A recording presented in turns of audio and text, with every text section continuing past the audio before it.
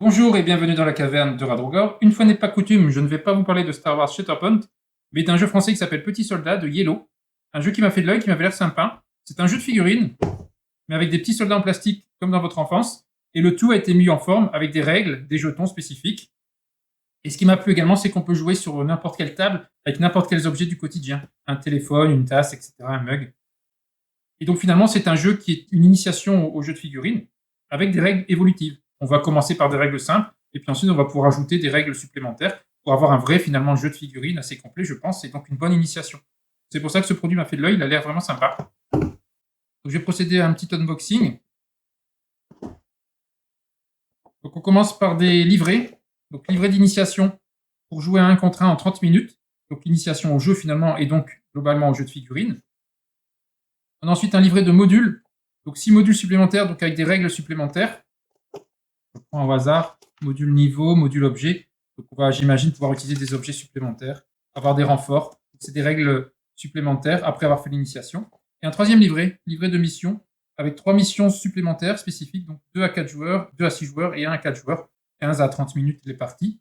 Donc là, on a des missions qui sont donc peut-être un peu plus scénarisées.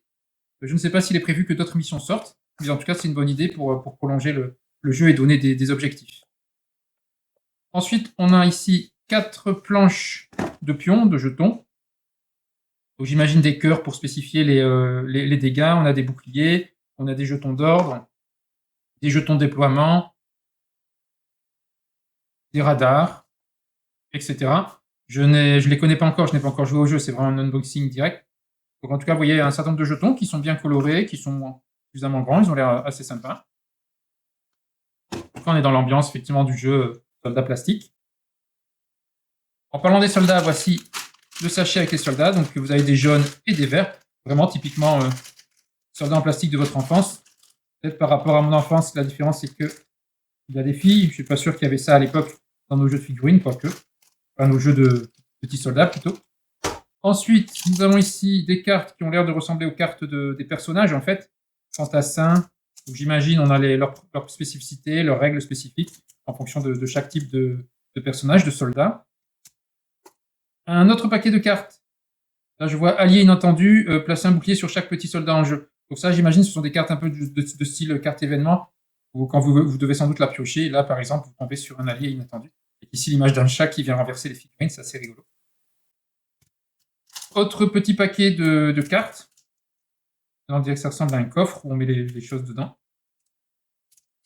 Ici, ça ressemble à une catapulte, j'ai l'impression. Je pense qu'on la pose comme ceci. Ouf, oui. Donc c'est une sorte de cuillère catapulte, donc j'imagine qu'on va pouvoir catapulter des unités, des soldats. Voici des classiques, blancs, et un des jaunes.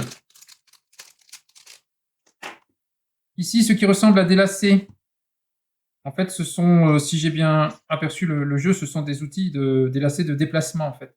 Vous allez pouvoir utiliser ça pour déplacer votre unité, savoir où elle se place sur la table. Donc il y a 2 petites jaunes et une longue rouge. Ici, c'est un jeton, un pion de drapeau. J'imagine qu'il y a une notion de capture de drapeau dans le jeu. Et enfin, je vois qu'ont été prévues quelques pochettes vides pour pouvoir ranger votre matériel ensuite, ça c'est bien. Et puis d'ailleurs, la boîte, elle a 3 compartiments. Ça c'est pratique également pour ranger. Voilà pour le contenu de cette boîte Petit Soldat. J'ai hâte de faire un petit essai du jeu, avec ma fille par exemple. On verra ce que ça va donner. Mais ça donne envie en tout cas, ça a l'air rigolo.